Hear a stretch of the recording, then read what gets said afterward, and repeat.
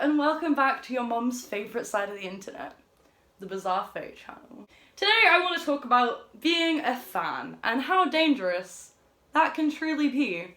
I don't know if you've seen much about the recent Marilyn Manson allegations, and I say allegations very lightly because with that much testimony from that many women, it is hard to believe that the man wouldn't be at least slightly a little bit of a fucking cunt. But it makes sense.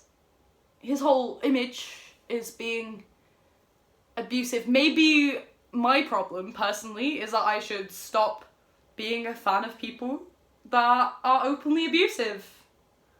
That would be great. Unfortunately, Negan is still my one true love. And he beats people over the head with a baseball bat. So how do I avoid this predicament of being a fan of someone who turns out to be a piece of shit? I've come across this situation way too often in my life. I was a Austin Jones fan. Luckily, I never interacted with the man. If I'd interacted with him, I probably would feel a lot more uncomfortable, and my heart truly goes out to the girls who were manipulated by him. I can't imagine what they're doing with their lives now, but I can't imagine it's easy to just continue living life after you've had your trust violated by someone you're a fan of like that. It's not just a situation that's exclusive to one person like Austin Jones. This is a platform-wide issue. This isn't just an issue on YouTube. This isn't just an issue on Facebook or on Instagram or social media in general. This isn't just groupies going out to get fingered by a fucking rock star. This is genuinely a power dynamic that is being abused on a regular basis, and a lot of people will kind of pass it off as oh, it's fine because it's a musician. You've got let celebrities live their rock star lifestyle. No, not if that lifestyle's gonna hurt people. You know how Jeffree Star was friends with Darby Vanity despite knowing that he was a predator?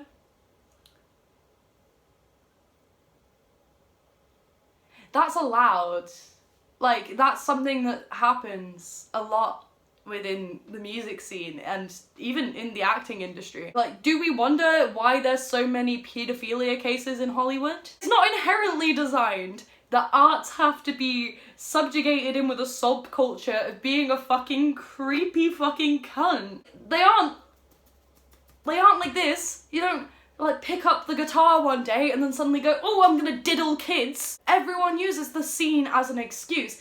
Oh, back in those days, it was totally cool to I don't know, yell at 13-year-olds that you wanted to bang them. I hate it. Bangs, I hate it. And this is why when you are a fan of someone, you are in a ridiculously dangerous situation because you have someone on a pedestal, whether you like it or not, even when you try not to have them on a pedestal. I found myself in this situation recently where I've become friends with multiple people that I am a fan of, and I have to try and dial myself back and be hey, they're a human being. Can you treat them like a human being? Because if someone was messaging you like this, you'd be creeped out. So can you just not do that? It's a tricky situation, you know? We need to have people in positions of power that aren't going to abuse the power, but power corrupts. So can you have a safe industry for the creative arts? Can you have a safe power dynamic? I don't know, I'm not a therapist. When I talk about the dangers of being a fan, I'm not saying that this is something that inherently comes hand in hand with thinking someone's really cool. As I mentioned earlier, I fancy Negan from The Walking Dead. Does that mean that if Jeffrey Dean Morgan asked me to bang him, I would do so?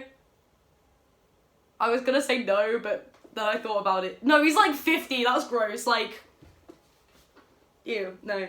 But then again, Helen Mirren's 70. I don't know, I remember seeing loads of those really quirky memes that were oh my god, I fancy guys that are so much older than me, and it'd be a 16-year-old talking about a 23-year-old. It's just me, sat there at 14, like, obsessing over fucking Lolita. Why are you susceptible to abuse? It's because you read Lolita as a child! It's a good book, though. I quite like the book. It's a good insight into a mind that I'll never have, because I think children are gross. Lolita's a really good example of that situation. Yeah, let's discuss Lolita. In the book Lolita, we experience a power dynamic, and a lot of people will immediately write off the book Lolita as being pedo bait. I wouldn't say that. I'd say it's more of an insight into, as I said, a mind I will never have. Like, I'm never gonna be a pedophile. It's not on my bucket list, sorry.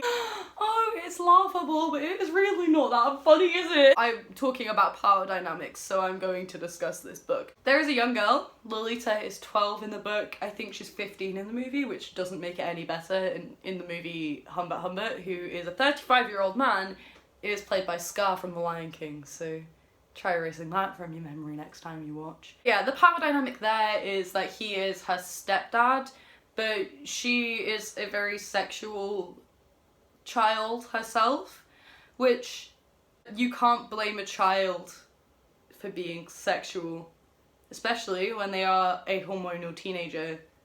You can't really blame them for that. This is the same reason that the Zoe Laverne case got to me quite a lot. That's a 19-year-old girl. She's a year older than me.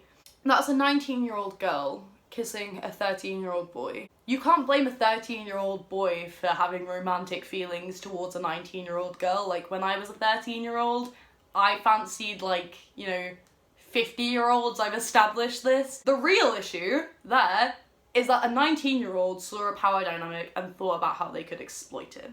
I don't know if that was intentionally what she was doing, but that is what she did. And that is irrefutable. And that is a dangerous thing to do. That kid was 10 years old when he met Zoe Laverne, which means he was groomed. No matter how you look at it, he was groomed. When you look at these situations, it's hard to not be like, oh, well, I guess it just kind of happens, you know, like, just live and let live, but people's lives are being ruined. It's because of the power that having fame gives you, that these people feel confident enough to do things like this. Like, you really think Marilyn Manson would be bragging about, you know, like, shoving a gun in a reporter's mouth, which, fun fact, isn't actually what he did. He bragged about shoving a gun into a reporter's mouth. You think he would have done that if he wasn't Marilyn Manson? Do you remember Shane's excuse for Jeffree Star? Yeah, well, he's Jeffree fucking Star. I wish people would do that for me, like, every time I do anything wrong. You just fucking glued my dog to a hippopotamus. Yeah, but I'm Andy fucking Atkins. Andy, you just ate an entire raw cabbage.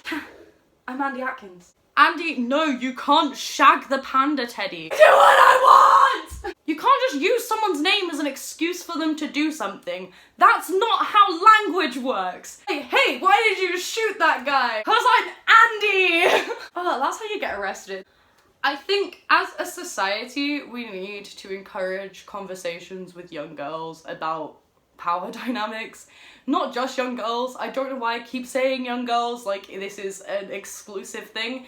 It's really not. Young boys and young girls really need an education on power dynamics, on different manipulation tactics, on things that are genuinely going to affect them in their lives. Like, I had friends in school who didn't even realise their parents were being abusive in certain situations. The only reason I could tell that they were being abused is because I also have experience with abuse and I've had abuse pointed out to me. I think young children genuinely need this education on how to protect themselves from emotional abuse. Like, we're taught all about physical abuse, like if someone hits you, that's not okay. If someone fucking whacks you on, that's not okay. If someone punches you, that's not okay. If someone splits you open with a knife, obviously not okay. But no one ever talks about the emotional damage that can be done through abuse. It was never something discussed with me. Maybe they have changed schools slightly since I left, but it's only been 3 years, so I highly doubt it. This is a conversation that needs to be started from primary school. We need to equip kids with this knowledge on what it is like to be abused, how to tell if you are being abused, how to tell if there is gaslighting going on in a situation, how to tell if you are not if you are having your mind played with, especially by a parental figure or by someone you're a fan of.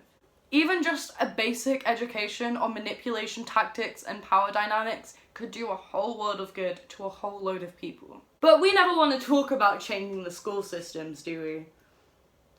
We never want to discuss the fact that there's genuinely things we could be teaching kids to better the world and to save lives. Do you know what I was taught about the internet growing up? Don't get in a van with some guy. Which was immediately negated because my dad had a fucking van! So how do you be safe on the internet? I don't fucking know! I'm the worst person to ask! This is why I want a class on it! The internet has made the world such a interesting place. For better and for worse, the internet has changed the world. But is that safe? Our communication styles, everything that we do nowadays is very different to how it would have been even when I was growing up in Y2K. I can't imagine spending my entire childhood on a screen.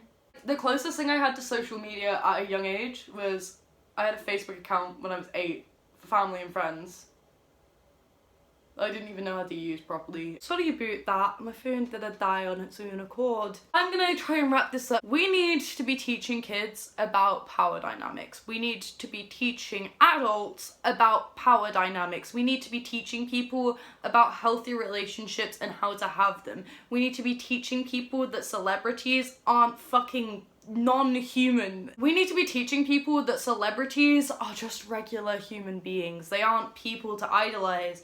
I don't think any human being should be fully idolized. You can idolize certain aspects of a human being, but I don't think to ever fully idolize a human being is a safe idea. I wish it was. I have plenty of people that I would love to say I was still a fan of, but I can't. I will admit I do have extreme paranoia and anxiety-induced psychosis. So for me, the situation is a lot more nuanced, for I am a very vulnerable person. So maybe you don't agree with what I'm saying, or maybe you do agree. But what I'm saying is I think a lot of kids would benefit from being told that the kids on TikTok maybe aren't the best example to follow. A lot of the people who get famous on these apps, social media specifically, are just terrible people. Like Lovely Peaches managed to have a platform, didn't she? And I mean, she was flashing her muff at people. It's almost as if bad traits, like, I don't know, like, draw humans in. It's like, maybe, I don't know, it would almost seem as if, like, charismatic individuals are, like, manipulative to some degree. It'd be almost as if, like, famous people are famous because they're able to influence people. Like a TikTok influencer. I just think we need to stop allowing human beings to not seem human in our own eyes. Maybe this is something I just personally need to work on, but I'm glad I made a video about it because it's been good to discuss. Power dynamics can be really scary, and I'm not saying to avoid a situation just because there might be a possibility. Like, go and make friends with whoever you want to make friends with, go fucking talk to whoever you want, but don't expect them to be anything more than a human. Humans let themselves down more often than they let other people down, but other people seem to notice more. I'm gonna go because my family group chat is popping up. As always, links are in the description, and I can't think if there's anything else I want to tell you, really. Oh, go listen to my music on Spotify. I don't think I've ever said that in a YouTube video before. Go listen to my fucking music on Spotify. It's not that good, but at least I'm honest about it. And at least you don't have to celebrate me, cause oh, I'm self-admittedly just shit. Not piece of shit. A piece of shit is something different. That's like a cunt. I'm just shit. I'm just a big, healthy turd. Yeah, go listen to my music. You don't have to put me on a pedestal though. Just maybe put me on your speaker. I'm still in that conundrum where I don't know what to say at the end of the videos.